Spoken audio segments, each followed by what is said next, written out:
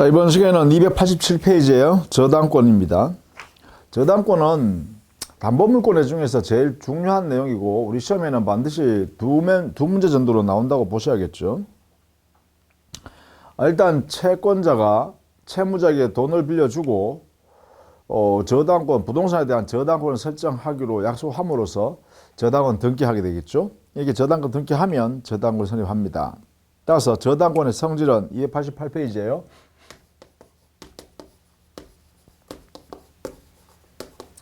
기본적으로 성립하는, 이건 당사자 약정에서 만들어지는 담보물권이기 때문에 약정 담보물권의 성질을 갖는다, 이렇게 해석해 주시면 되겠습니다. 그죠? 즉 교환가치를 파악해서 하는 것이죠. 그러다 보니까 담보물권이기 때문에 통유성이 있죠. 부종성, 수반성, 물상대위성, 그리고 불가분성, 이 다 가지게 됩니다. 그죠? 담보물권이기 때문에. 자, 이게 가장 기본적인 저당권의 성질입니다. 그런데 이제 19세기에 유럽에서 만들어 놓은 저당권 제도인데, 그때 근대 저당권에서는 어떠한 특성이 있는가? 보통 19세기에 있는 저당권입니다. 여기에는 우리 288페이지에 정리되어 있죠. 첫 번째, 공시 특정의 원칙입니다. 등기로 공시한다. 그리고 그 대상이나 그 다음에 물건이나 채권이 피담보 채권에서 특정된다. 이게 이제 특정성이죠. 그 다음에 세 번째요. 저당권을 설정하면 설정할 그 당시에 저당권 순위가 확정되어서 변화될 수가 없다. 그래서 순위 확정의 원칙이 여기에는 아주 엄격하게 적용됩니다. 그리고 그러다 보니까 저당권 자체가요, 저당권 자체가 피담보 채권과 별개로 독립한 그러한 성질을 갖는다 해서 독립성을 인정받고 있습니다. 여기는 독립성. 그러다 보니까 여기에 근거해서 독립적인 저당권이기 때문에 저당권 자체만 양도할 수 있습니다. 채권과 관계없이요. 저당권 자체를 권리니까. 그래서 여기는 유통성이 인정되게 되죠. 저당권 자체만의 유통성, 이런 뜻입니다. 자, 이 5가지의 근대 19세기에 만들어 온 저당권의 제도의 특성입니다. 그런데 우리나라는 그러면 현대 우리 민법은 어떻게 되는가? 민법상의 특성은 어떻게 되냐를 비교해 보면, 우리 민법에서는 공시 특정의 원칙은 허용해요. 그러나 순위 확정, 우리 민법은 순위를 승진하는 것을 인정하고 있어요. 즉 동일한 부동산 위에 여러 개의 저당권이 존재한다. 즉 1번, 2번, 3번 이렇게 저당권이 존재한다. 그런데 1, 2, 3번 저당권 중에 선순위 저당권이 그런데 어떤 사유로 소멸되면 후순위 저당권은 승진하는 것을 허용합니다. 예컨대 1, 2, 3번 저당권이 존재했는데 1번 저당권자가 채권을 변제받는다고 해서 저당권을 소멸했다고 한다면 당연히 2번 저당권은 1번 저당권으로 순위가 승진되고 3번 저당권은 2번 저당권으로 당연히 승진한다, 이렇게 보는 거죠. 우리 민법은 이렇게 원칙적으로 취급하고 있다. 그러니까 순위 확정되는 것이 아니라 오히려 순위 승진을 우리 민법은 허용한다. 이렇게 좀 정리해 두셔야겠고요. 독립성의 원칙, 이것도 우리 민법은 허용하지 않습니다. 저당권만의 독립. 우리 민법에는 부종성, 수반성이 아주 엄격하게 돼 있다는 것이죠. 그러다 보니까 피담보 채권과 함께 저당권이 이전 양도하는 것은 가능하더라도 저당권만 독립적으로 존재하지는 원칙적으로 안 된다라고 하는 것이죠. 그래서 독립성을 허용하지 않습니다. 그 다음에 유통성이 보장되려고 그러면 증권화가 돼야 되는데 저당권 자체가, 그런데 그 저당권 자체가 유통성을 인정하는 그러한 증권화되는 자격은 우리 민법에서는 허용하지 않는다, 이래 되겠죠. 그래서 결국은 우리 민법에서는 이렇게 공시, 특정의 원칙 정도만 우리 민법에 허용하고 나머지의 이러한 순위 확장이나 독립 유통성의 원칙은 우리 민법이 허용하지 않는다. 이렇게 좀 정리를 해두시면 되겠죠. 그 다음에는 저당권이 어떻게 하면 우리 민법상에 성립하는가. 저당권 성립시키는 모습을 보면 우리 민법에서는 기본적으로요, 피담보 채권이 존재하고 담보되어지는 채권, 그렇죠? 채권자한테 돈을 받을 권리가 존재해야 된다라는 것이고, 두 번째는 당사자 사이에 저당권 설정하기로 이렇게 계약을 하고, 그리고 저당권 설정 등기를 이렇게 해야 합니다. 이게 이제 민법 186조 취지에 따라서 그렇죠. 법률에 했으니까 저당권 등기해야 저당권이 성립한다. 이게 되겠죠. 이때 세 번째, 이 저당권 등기를 한다라고 하는 것은 바로 목적은 부동산 또는 지상권 또는 전세권, 이것만 대상으로 인정합니다. 객체. 이렇게 해놨죠. 자, 이렇게 해서 저당권이 성립한다라는 것입니다. 요 내용을 꼭 알아두셔야 돼요. 이때 여기 하나 설명을 좀 붙이자면, 피담보 채권의 종류는 종류 불문입니다.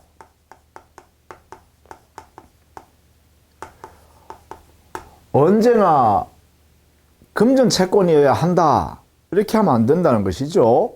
물건 인도 채권일지라도 피담보 채권이 될 수가 있다. 이렇게 해요. 그래서 그 채권의 종류는 불문해요. 만약에 물건 인도 채권인데 그것이 만약에 변제기가 되었을 때 그 물건 인도가 이루어지지 않으면 결국은 손해배상 청구권으로 바뀌게 되죠. 이때 손해배상 청구권은 전부 다 금전배상의 원칙이 따르게 되죠.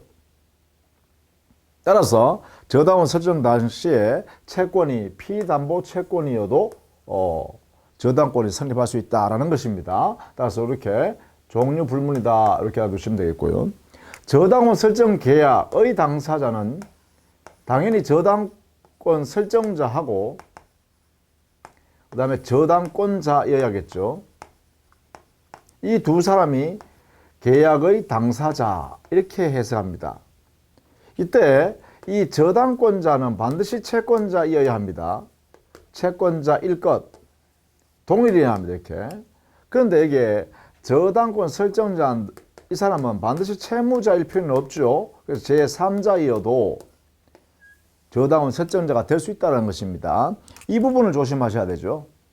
저당권 설정자는 채무자이어야 한다. 이렇게 하면 틀리는 말이죠. 이 제3자도 자기 부동산 위에다가 저당권 설정해 주면서, 자, 저 사람한테 돈 빌려주세요. 저 사람 못 주면 내 이 재산으로 경매해서 변제받아 가시면 되잖아요. 이렇게 할 수 있다는 거죠. 이때 이게 저당권 설정자가 만약에 제3자가 저당권 설정을 해줬다라고 할 때 이 제3자를 우리는 뭐라 하냐면 물상 보증인이라고 합니다. 자, 이렇게 저당권 설정 계약의 당사자, 이렇게 좀 이해를 해 두셔야겠습니다. 그죠? 저당권자는 반드시 채권자이어야 하는 것이 대원칙입니다. 왜냐하면 피담보 채권이 존재해야 저당권을 취득하기 때문에 그렇죠. 그래서 저당권자는 채권자일 것, 이렇게 되겠죠. 자, 이렇게 정리를 좀 해 두시자. 이것이 바로 저당권 설정에서 성립하기 위한 모습이다. 이렇게 되겠죠. 자, 그 다음에 우리 291페이지 가면 이제 이렇게 저당권 성립했다면 저당권 효력 해놨습니다. 성립한 저당권 효력은 기본적으로 효력이 미치는 범위가 정해져야 되겠죠. 그래서 범위를 정해보면 첫 번째, 목적 물건의 범위는 당해 부동산은 당연히 저당권의 대상이 될 것이고, 그죠? 그 다음에 이 부동산에 붙어 있는 이 부동산, 이것을 도와주고 있는 종물, 여기에도 저당권이 당연히 미칩니다. 그리고 이 부동산에 붙어 하나로 되어 있는 부합물, 여기에도 저당권 효력이 당연히 미칩니다. 이렇게. 다만 이제 이 부동산에서 만들어진 과실, 천연과실이나 법정과실이겠죠? 과실, 열매입니다. 열매. 이 열매에 대해서는 반드시 여기에 제한이 있습니다. 저당권의 효력이 이렇게 미치기 위해서는 이 과실에 대해서 말입니다. 그러면 반드시 저당 목적물을, 그러니까 이 부동산이죠. 저당 목적물을 압류 후이어야 이 과실에도 저당권 효력이 미친다. 이렇게 해결해야 됩니다. 따라서 이렇게 압류 후일 것 이렇게 정리돼야 되죠. 후일 때 저당 효력이 미칩니다. 이렇게 할 수 있습니다. 압류 후. 그래서 이걸 꼭 전제해야 됩니다. 이렇게 저당 목적물을 압류했다면 그때 저당권 효력이 과실에도 미친다. 이렇게. 자, 요 말은 이게 없으면 틀립니다. 있어야 맞습니다. 이렇게요. 자, 이렇게 물건, 객체에 대한 범위는 이렇게 해주어집니다. 다만 여기에 우리 판례는요, 이 부동산 예컨대 소유권에다가 저당을 설정했다면은 그 소유권에 붙어 있는 종된 권리, 여기에도 저당의 효력이 부동산 소유권에 저당권을 설정했으니까 그 소유권을 도와주고 있는 종된 권리에도 저당권의 효력이 미친다. 이렇게 해석합니다. 이렇게. 그러니까 결국은 종물에 관한 이러한 저당권 효력이 미치는 원리를 그대로 종된 권리에도 그대로 적용하자 이 말이죠. 예를 들면 건물 소유권에 저당을 설정했다면 건물 소유자가 그 대지에 대하여 지배할 수 있는, 대지를 지배할 수 있는 지상권이 있다면 그 지상권에도 저당권이 미친다. 이런 뜻입니다. 만약에 건물 소유권자가 그 대지에 대하여 임차권을 가지고 있다면 이 건물 소유권에 저당권을 설정하는 순간에 종된 권리인 임차권에도 저당권 효력이 미친다. 이 말입니다. 그래서 종된 권리에 종물에 관한 그 이론을 그대로 유추 적용합니다. 이렇게 인정합니다. 이 부분을 꼭 놓치면 안 된다 이거죠. 반드시 알고 있어야 한다라는 것입니다. 자, 우리 교재는 이러한 내용이 바로 291페이지, 292페이지에 걸쳐서 정리해 두었습니다. 거기에 291페이지에 보시면 하단에 기억에 부합물과 종물 했는데 그 종물에 종된 권리도 같이 이렇게 괄호에 넣어놨죠. 여기에 그런 내용이 있다라는 것입니다.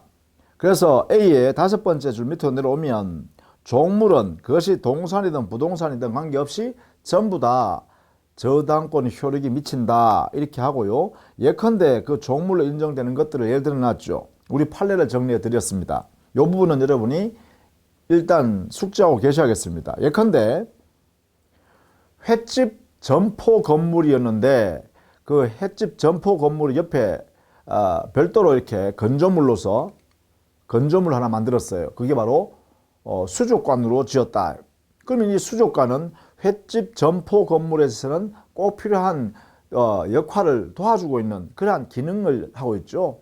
이런 걸 우리는 종물이라고 한다라는 것이죠. 그러면 횟집 점포 건물 소유권에 저당권을 설정하게 되면 당연히 그 수족관에도 저당권의 효력이 미친다 이런 뜻이죠. 이런 의미를 이렇게 같이 봐두시면 되겠다라는 것입니다. 그 다음에 그게 쭉 내려와서 한 4번째 줄로 내려오면 한편 판례에 의하면 건물에 대한 저당권의 효력은 그 건물 소유를 목적으로 하는 지상권이나 전세권이나 임차권에도 미친다. 이게 바로 이 말이죠. 부동산 건물 소유권에 저당을 설정하면 종된 권리인 지상권, 토지에 대한 전세권, 토지에 대한 임차권에도 이 저당권 효력이 미친다. 이게 종된 권리에 저당권 효력이 미친다 이 말이죠. 이 내용을 여러분이 놓치면 안 된다라는 것입니다. 자, 그 다음에 피담보 채권의 범위가 이제 문제 되겠죠.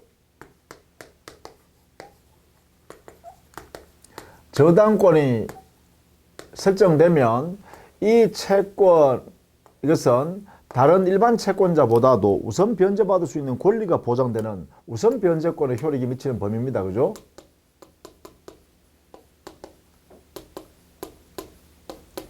이 안에 들어가는 채권이 바로 여기에 피담보 채권이라고 합니다.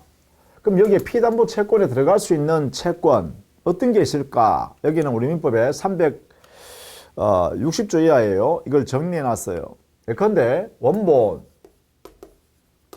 이자, 위약금, 그리고 손해배상, 즉 이행기가 변제기가 지났는데도 채무자가 이행하지 않으면 이자 정도의 손해배상을 줘야 되죠.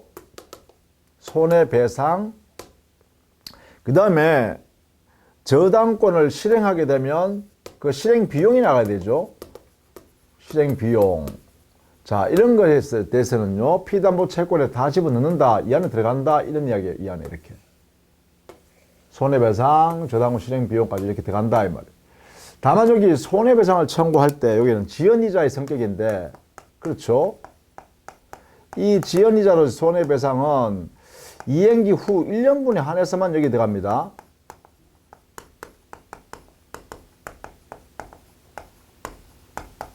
이렇게 해놨어요. 이행기 후 1년분에 한해서만 여기에 집어넣어서 우선 변제받을 수 있도록 하겠다. 이렇게 돼 있다는 것이죠. 자, 이것을 조심해서 알아두셔야겠다.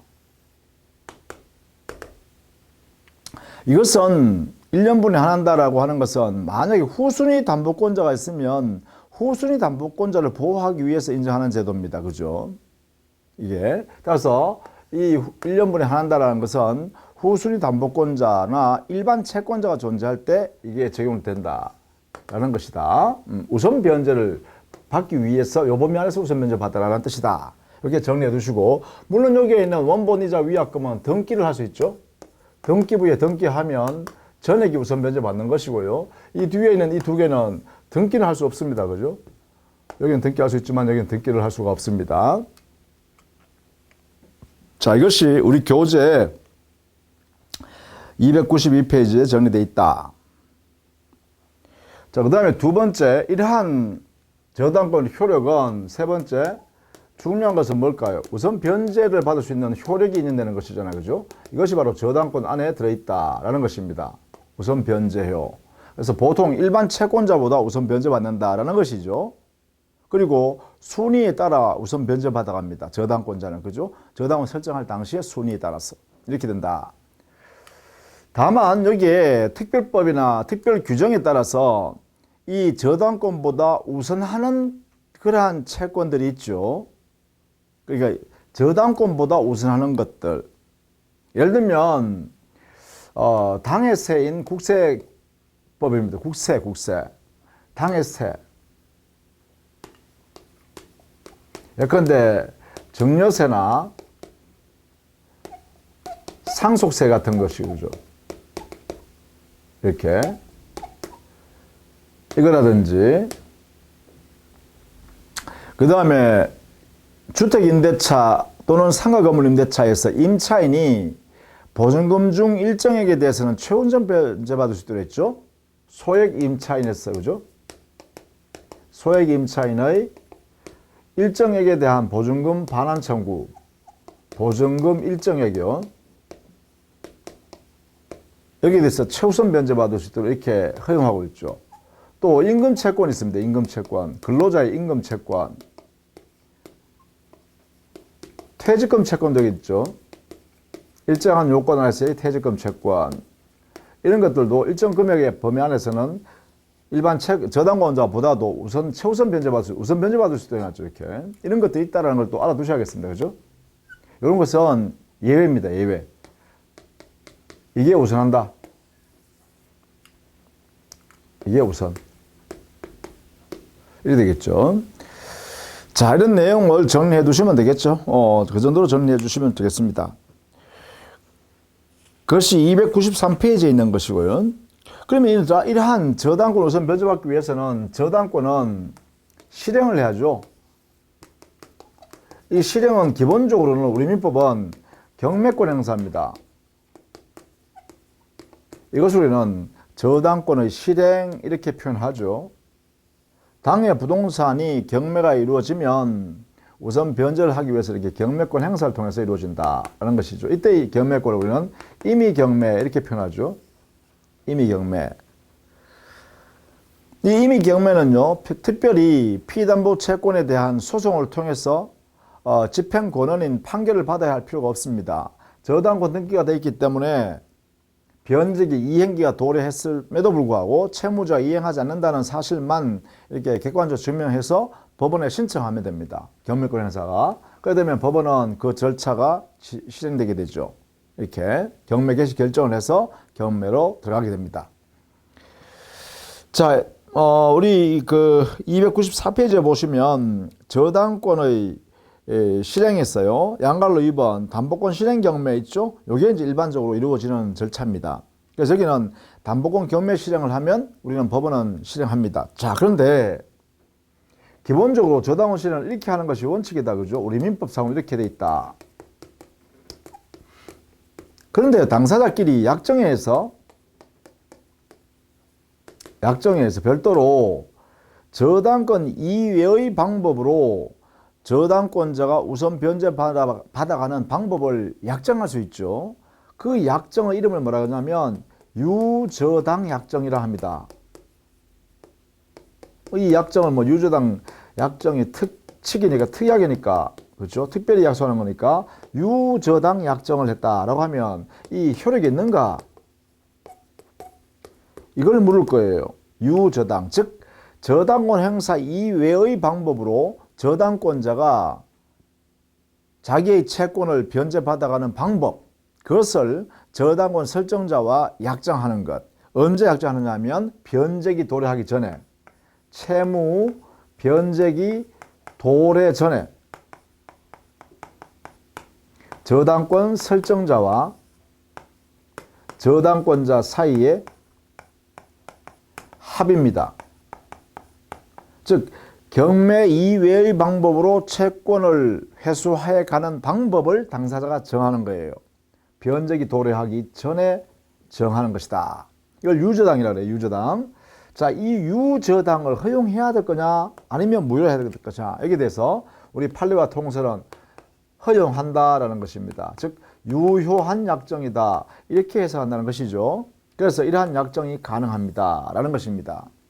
우리 법에서 금지하는 규정이 없기 때문에 그래요. 유저당 약정. 그래서 예컨대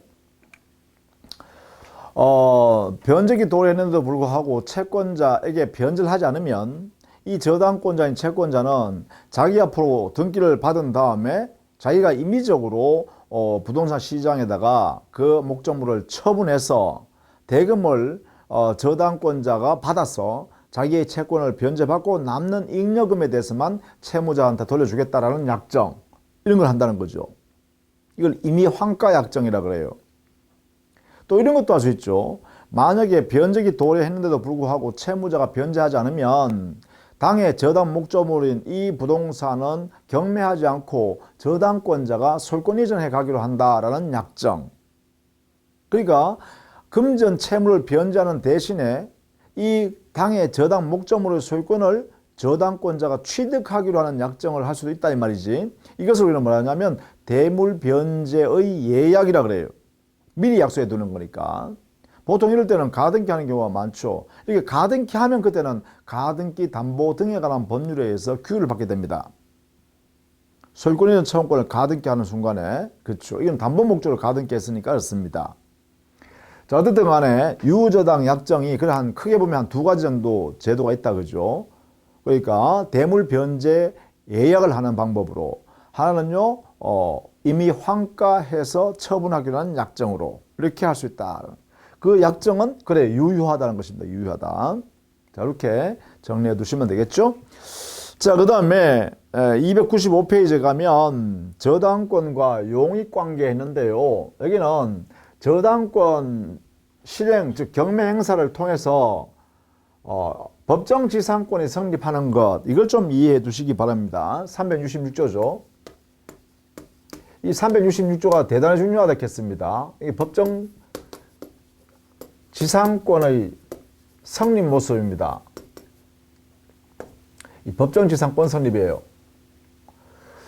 자, 이때 첫 번째요. 이 규정은 강행규정이라는 걸 잊으시면 안 되죠. 강행규정이다. 법정지상권에 관한 민법상의 규정은 강행규정이다. 이렇게 정리해 두시기 바랍니다. 그래서 당사자가 미리 포기하는 것은 무효죠. 자, 두 번째, 여러분이 알아두실 게 366조가 성립하기 위한 요건입니다.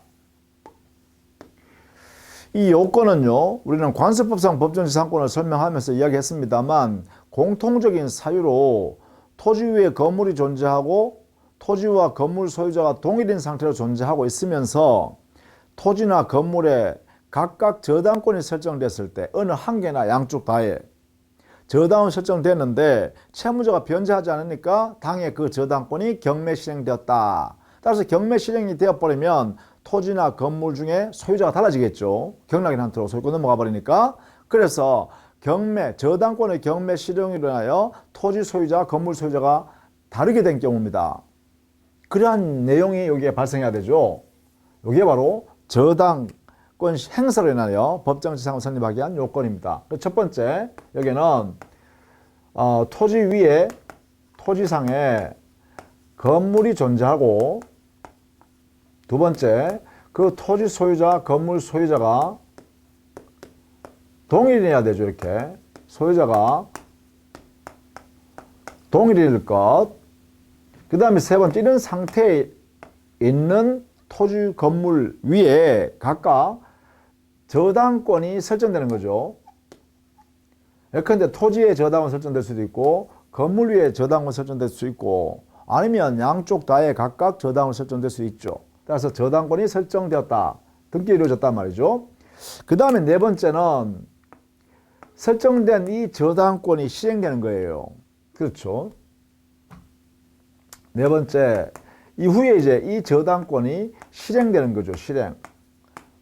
이게 뭐예요? 저당권 실행이니까 경매권 행사죠. 이때 경매권은 이미 경매, 즉 저당권 이 자체를 실행하는 거니까 이미 경매권 행사죠. 이렇게 말한다. 자, 이거 행사에 의해서 어떻게 되나요?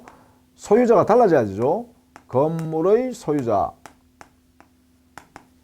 토지의 소유자, 이게 다르게 되어버리는 거예요.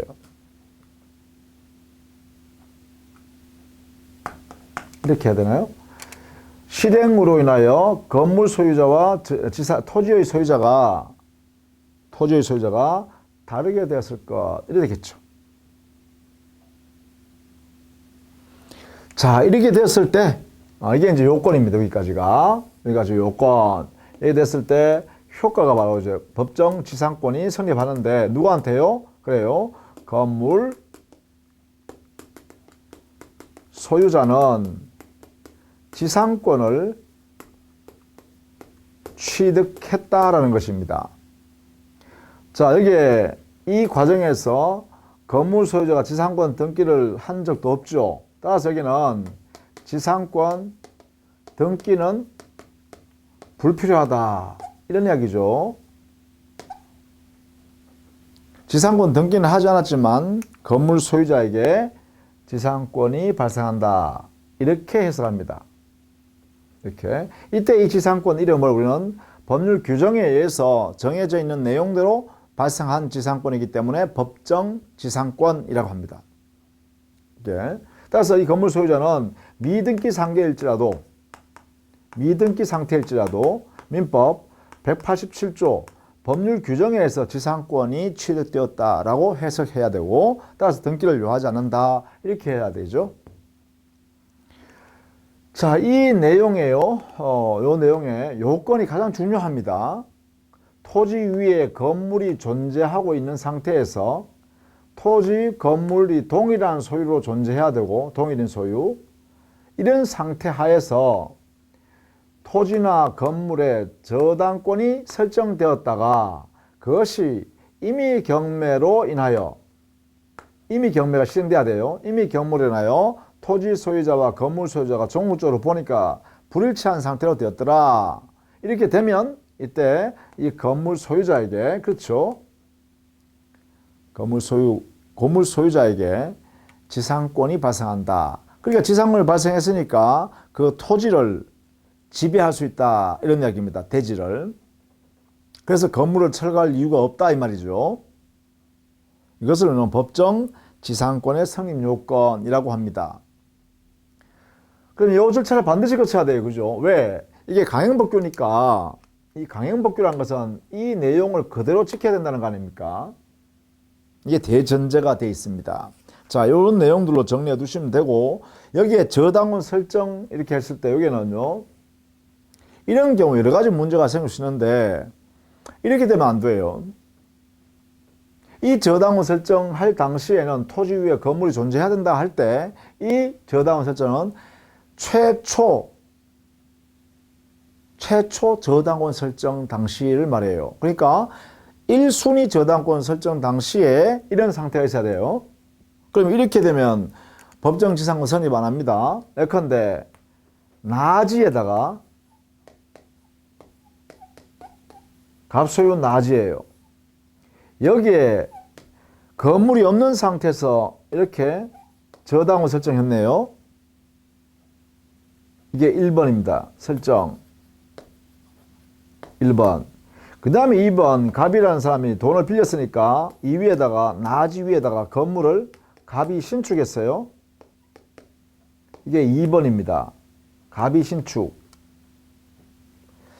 그 다음에 돈이 또 필요하니까 건물을 너무 잘 지었다 보니까 돈을 다 써버렸어요. 그래서 갑이 돈이 또 필요하니까 이 토지에다가 이번에는 2번 저당권 설정했어요. 이렇게 여기에 저당권 2번 설정. 그럼 이것은 세 번째 하는 행위죠. 1번 저당권 설정, 2번 건물 신축, 그 다음에 당의 토지에다가 다시 저당권 설정. 그러면 이때 이 3번에 이 저당권 설정할 때에는 토지 위에 건물이 존재했고 동일인 소유로 돼 있죠. 그러면 이때 어느 저당권이 경매 실행되었을 때는 이 건물 소유권에 지상권이 성립한다 이렇게 하면 될까? 이런 문제 될 거 아닙니까? 그게 안 된다는 것입니다. 왜 그러냐면 여기에 저당권 설정 여기의 의미는 뭐냐면 최초 저당권 설정 당시를 말한다. 이것을 말한다라는 꼭 알아두셔야 됩니다. 그러면 결국은 어떻게 되냐면 이 사례에서는 토지에 저당권 설정하는 1번 저당권이 이루어질 때 이 말입니다. 그죠? 이 상태에서 토지 위에 건물이 존재하고 있어야 하고 동일인 소유자로서 토지 소유자, 건물 소유자가 있어야 한다. 이걸 말하는 거죠.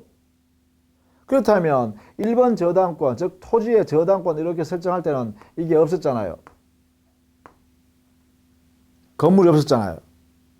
건물이 없었으니까 이 요건에 해당될 수가 없다는 것입니다. 따라서 여기는 건물에는 지상권 설정될 수가 인정될 수가 없다 이 말이죠. 자, 그래서 이 말의 의미를 잘 봐두셔야 됩니다. 여기에 있는 요 말이요. 요 내용을 잘 알아두셔야 돼요. 그것이 우리 295페이지 특히 조심해야 하고 그게 동그라미 3번의 성립 요건에 기억해 놨죠. 최선순위 저당권 설정 당시에 토지 위에 건물이 존재하고 있어야 한다. 이것을 설명해 놨죠. 이게 시험에 내면 잘 틀린다는 거예요. 설령 여기에 있는 이 2번 저당권자가 경매 실행한다 하더라도 역시 마찬가지. 이 건물은 지상권에 성립할 수 없어요.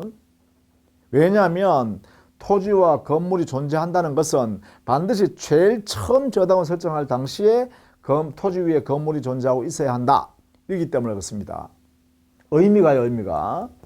자, 이걸 꼭 기억하자라는 것입니다. 자, 그렇게 해서 그 내용을 296페이지 그 순서대로 쭉 설명해 놨습니다. 이 순서대로. 다만 우리 296페이지 가운데쯤에 판례를 해놨죠. 공동저당권의 목적인 지상 건물의 건축 후 신축 건물을 위한 법정 지상권 성립하는가 해놨죠. 이 부분은 아주 예외적으로 알아두셔야 됩니다. 동일인 소유에 속하는 토지 및 그 지상 건물에 공동저당권이 설정된 후 그 위에 있는 건물을 철거하고 다시 건물을 토지 소유자가 신축한 경우 이때는 건물의 법정지상권을 인정하지 않는다라는 판례입니다. 요 예외 판례를 꼭 기억을 해 주셔야 됩니다. 그래서 중요 표시해 놓고 이것은 여러분이 잊지 않을 정도로 아주 자주 보셔야겠습니다. 그게 무슨 말이냐면 예를 잠깐 보시면 이런 내용이에요. 자, 토지 위에 건물이 이렇게 존재하고 있고 동일인 소유입니다. 이렇게 토지 갑소유, 건물 소유권도 갑소유. 그러면 동일인 소유죠. 그래서 을한테 돈을 빌려 쓰면서 이 토지의 1번 저당권을 을에게 이렇게 만들어주고, 단독주택인가 봅니다. 단독 건물. 그리고 건물에도 1번 저당권을 이렇게 설정해 줬어요. 을한테 저당권 등기 이렇게 만들어줬다 이 말이죠. 자, 그런데 만약에 이 상태에서 이렇게 이러면 공동저당권이라 그럽니다. 이 을이라는 사람은 자기가 갑한테 돈을 예컨대 10억을 이렇게 빌려주고 채권 채무가 발생했어요. 이 10억을 담보하기 위해서 저당권을 2개 가졌잖아요. 그래서 그러면 공동으로 저당권을 가지고 있다. 을이요. 이렇게 되겠어요. 근데 만약에 갑이 건물을 새로 지으려고 이렇게 했다고 건물 헐어보세요. 건물을 헐어버리면 이 1번 저당권이 건물 위에 있는 저당권이 멸실되어 버리잖아요. 없어져 버리죠. 소멸해 버리죠. 자, 그런 난 뒤에 철거 후 갑이 철거한 후에 이 위에 건물을 이렇게 다시 똑같이 지었다. 갑이 신축했다 이 말이죠. 그러면 건물 소유권은 갑이 취득하게 되죠. 철거 후에 신축했으니까. 자, 그런데 문제는 이 건물에는 저당권이 없죠. 이 저당권 다시 발생할 수 없잖아요. 그죠? 종래 건물 철거한 건물 위에 있었던 저당권이니까 이 저당권은 소멸하고 없습니다. 그리고 이 저당권 토지 위에 건물 위에 저당권 설정해 주는 약정도 없었으니까 저당권 없죠. 자, 이런 상태에서 만약에 이 을이라는 공동저당권자가 이 토지를 갑이 변제 안 한다 하여 경매를 신청했을 때 이렇게 정의 토지 소유권을 경락받겠죠. 경락인으로서 토지 소유권을 이렇게 취득하겠죠. 그러면 이 건물 소유자 갑은 지상권을 취득하는가? 법정 지상권이죠. 저당권 행사로 인하여 토지 소유자와 건물 소유자가 불일치하게 됐으니 여기에 법정 지상권 366조에 의하여 갑이 지상권자가 된다 하면 안 된다 라고 하는 것이 판례란 거죠. 이게 중요한 판례입니다. 공동저당권, 특히 대지와 건물에 공동저당을 설정했다가 건물을 철거한 후에 당의 건물을 다시 신축했더라도 만약에 공동저당권자가 당의 토지를 경매를 한다 그러면 신축한 건물 소유권에는 법정 지상권은 인정되지 않는다. 요 내용을 꼭 알아두셔야 됩니다. 요거는 예외 규정이, 예외 판례예요. 이것은 공동저당권자였던 이 채권자를 보호하기 위해서입니다. 채권자 보호가 필요하기 때문에 그렇습니다. 이 필요성 때문에 우리 판례는 이렇게 해요. 법정 지상권을 인정하지 않겠다. 이렇게 해놨다는 것이죠. 자, 우선 저는 대법원의 저는 합의체 판결로 했으니까요. 대단히 중요한 것이다. 라는 것입니다. 자, 그 다음에 297페이지 가면 일괄 경매권이 있죠. 이 일괄 경매권은 마치 법정 지상권과 유사한 요건 규정되어 있어요. 그래서 조심해야 돼요. 365조에 있는데요. 일괄 경매권 되어 있어요. 이 일괄 경매권은 저당권자의 권리입니다. 저당권자의 권리예요. 이 내용을 보면 이 365조는요. 나지의 저당권을 설정하고 난 뒤 그 나지의 저당권을 설정해 준 토지 소유자인 저당권 설정자가 빌린 돈으로 그 위에다가 나지에다가 건물을 지었어요. 신축했어요. 자, 그런데 만약에 그 채무자인 토지 소유자가 저당 설정자죠. 만약에 변제를 하지 않는다라고 해서 저당권자가 경매를 할 때요. 토지만 경매해버리면 저당 목적물인 토지, 그러면 건물은 철거해야 돼요. 그러면 건물 철거하고 하면 손해도 또 우리 사회 경제적으로 보면 낭비가 되겠죠. 그래서 우리 법원에서는 우리 민법에서요. 토지와 건물을 함께 경매할 수 있도록 저당권자한테 인정한다. 이게 바로 일괄 경매권이에요. 여기는 일단요. 순서 요건을 잘 알아두셔야 되겠습니다. 여기도 역시 여기는 나지상의 저당권 설정입니다. 첫 번째가 그 당의 토지에 아무것도 건물이 없는 토지에다가 저당권을 설정한 후, 그 다음 두 번째, 나지 소유자인 저당권 설정자가 그 지상에 여기죠. 나지 위에다가 신축했어요. 건물을 축조한 거죠.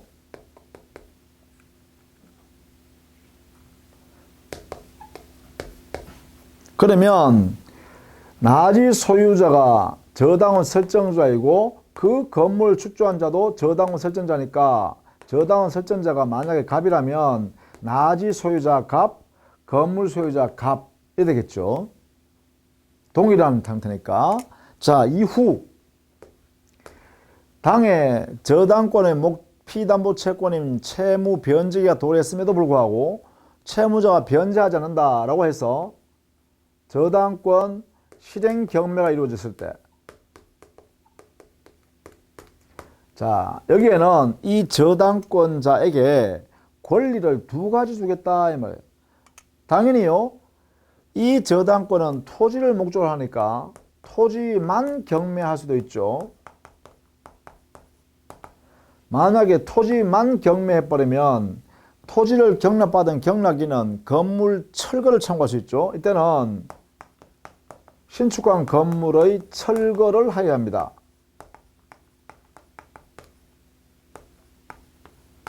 즉 경락인이 토지를 경락받은 토지 소유자인 경락인이 건물 소유자인 이 저당권 설정자가 건물 신축한 사람이죠. 이 사람한테 건물 철거하라 하면 철거해야 된다는 거예요. 철거해야 한다. 근데 이거는 낭비가 너무 크죠. 그래서 우리 민법에는 여기에 하나 더 권리를 인정했다는 거죠. 저당권자는 토지만 경매하는 것이 아니라 토지와 건물을 함께 일괄해서 경매할 수 있도록 인정한다. 이걸 인정한다는 거예요. 이걸 우리는 일괄 경매라고 한다 이 말이죠. 이걸 선택할 수 있도록 했어요. 이때 이 저당권자는 이것을 자유롭게 선택하여 이렇게 행사할 수 있도록 했다 이 말이죠. 토지만 경매하든 토지와 건물을 일괄해서 경매하든 다 좋다 이 말이죠. 그럼 이때는 일괄 경매하기 때문에 동일인에게 경락시켜야 됩니다.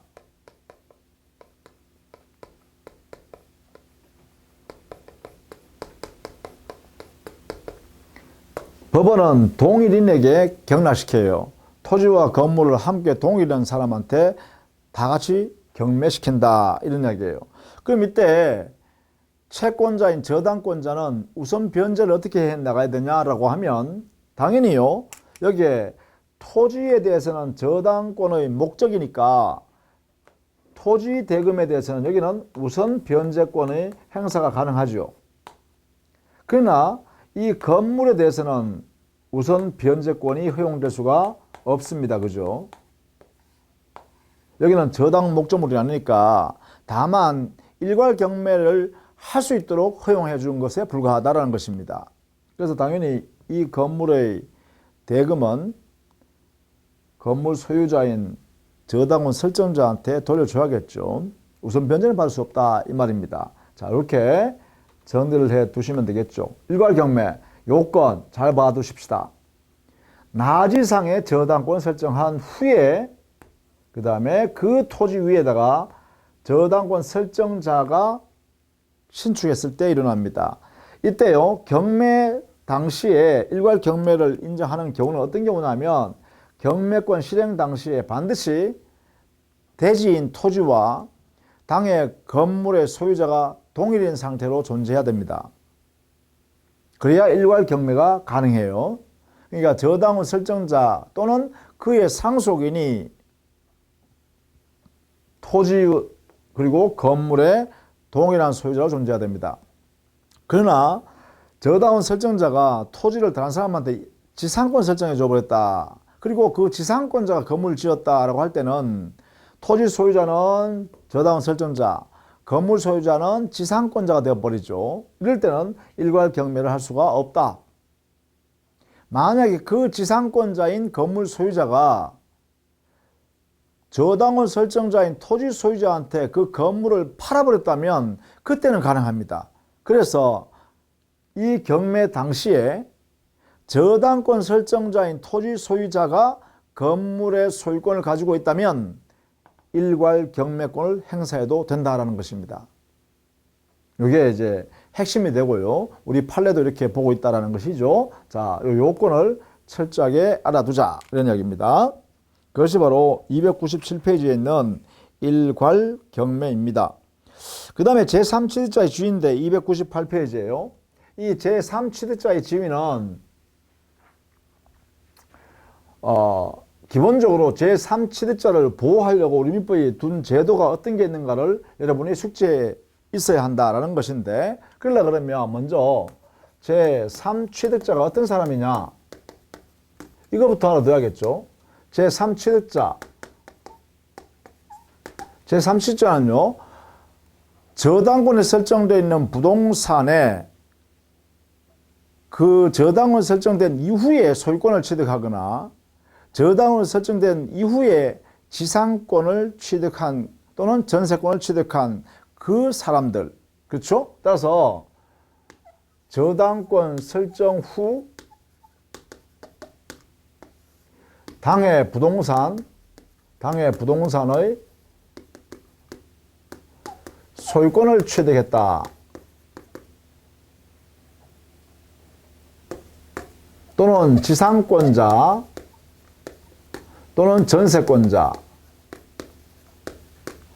이 사람을 우리는 뭐라 하냐면 제3취득자라고 한다라는 거예요.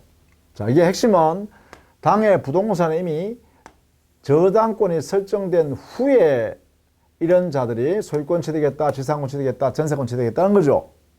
자, 이 제3취득자의 지위에 있는 사람들의 공통점은 뭐냐면, 먼저 저당권 설정된 이 저당권이 만약에 실행되면 이 제3취득자는 뭐예요? 권리가 전부 소멸합니다. 권리가 전부 다 상실한다 이 말이에요. 여기에 있는 제3취득자 전부는 권리 상실입니다. 상실. 예컨대 이 소유권 취득한 사람은 저당권 실행되었으니까 그 소유권이 경락인한테 넘어가 버리겠죠. 또 저당권이 선순위에 존재하는데 그 저당권 실행돼 버리면 후순위에 있는 지상권이나 전세권은 당연히 뭐예요? 소멸해야 되겠죠. 이렇게 해요. 그러다 보니까 이 제3취득자 이 세 사람은요, 공통점이 뭐냐? 바로 선순위에 있는 이 저당권이 실행만 되어버리면 권리를 잃어버린다. 그래서 이 사람들을 보호하는 방법이 뭘까? 이것을 우리 민법이 정해놨다라는 것이죠. 이게 세 가지입니다. 세 가지. 우리 민법상으로 보면 첫 번째는 경매받을 수 있도록 인정하고 있어요. 경매인 인정입니다. 보통 경락받을 수 있다 이거죠. 경락인이 될 수 있다 이런 뜻입니다. 즉 소유권을 가지고 있는 사람이 자기가 들어가서 자기가 받을 수 있고, 지상권 전세권자가 자기가 들어가서 경락 받을 수 있다. 이걸 보장한다는 것이죠. 그 다음 두 번째, 이 제3취득자가 자기가 취득한 소유권이나 지상권 전세권이 소멸되지 않으려 그러면 저당권, 선순위인 저당권을 없애버리면, 소멸시켜버리면 되죠. 이때 채무자를 대신해서 여기에 있는 제3취득자들이 변제해버리면 되잖아요. 저당권자인데, 그죠? 이걸 우리는 뭐 하냐면 대위 변제라고 합니다. 채무자를 대신해서 변제할 수가 있다. 이렇게 함으로써 선순위의 저당권을 말소시켜버리는 거죠. 그러면 자기들이 가지고 있는 이 권리는 보호되고, 이때 대신 변제했으니까 이 사람 제3취득자는 채무자에게 변제를 구상권 행사하면 되겠죠. 어쨌든 간에 대위 변제 가능하다라는 것입니다. 대신 변제할 수 있다. 세 번째는 만약에 이 제3칠자가 변제도 못하고 자기들 경매도 못 받는다라고 하면 이 저당권 실행으로 인하여 이 사람들은 권리가 소멸되죠. 소유권도 소멸되고 지상권, 전세권도 다 소멸될 수밖에 없습니다. 경락한테 다 넘겨줘야 됩니다. 당의 부동산을. 그러면 지금까지 제3칠자가 당의 목적 부동산, 저당 목적 부동산을 자기들이 점유하면서 비용을 들어가면서 관리해 왔을 거 아닙니까? 그렇죠? 그러면 이 제3칠자는 지금까지 저당 목적물을 관리하면서 그 가치를 유지, 존속, 보존하는 데 들어갔던 여러 가지 비용, 그리고 그 당의 저당 목적물이 가액을 증가시켰다. 즉, 더 유익하게 만들어놨다. 가치를 높여놨다. 그 높인 데 들어갔던 비용들이 있을 거 아닙니까? 그런 비용들은 뭐예요? 그냥 두면 오히려 여기에 있는 경락인이 우선 저당권자가 자기의 채권을 변제받는데 더 큰 이익을 누리게 되겠죠. 그건 부당이득이 될 수 있기 때문에, 그래서 여기에는 제3칠자는 자기가 그동안 그 물건을 점유하여 가지고 있으면서 들어갔던 여러 가지 비용이 있죠. 그 비용은 전부 상환을 받아낼 수 있게 하는데, 이 비용 상환에 관해서는 저당권자보다도 경락대금에서 우선 변제 받을 수 있도록 보장합니다. 이 비용 상환을 우선 상환 청구, 이게 가능하도록 하고 있습니다. 우선권, 이것을 인정한다라는 것이에요. 이 비용이라는 것은 결국은 이 제3칠자가 그동안 자기가 점유하면서 들였던 필요비나 유익비 전부 다를 말합니다. 필요비, 유익비 전부 다를 대금에서, 경락대금에서 저당권자보다도 먼저 우선 변제받겠다라는 것을 허용하겠다는 거예요. 자, 이것도 잘 알아두셔야 되겠죠. 저당권자보다도 먼저 우선 변제받을 수 있는 그러한 지위에 있다. 이렇게 해석한다. 자, 이 내용을 꼭 알아두시면 좋겠다. 이 세 가지가 우리 민법에 있는 대표적인 보호 방법입니다. 제3칠자를 보호하는 제도, 이렇게요. 정리를 꼭 해두시기 바랍니다. 자, 다음 시간에는요, 저당권의 침해와 구제, 이런 것들을 통해서 또 보도록 하겠습니다. 자, 수고 많으셨습니다.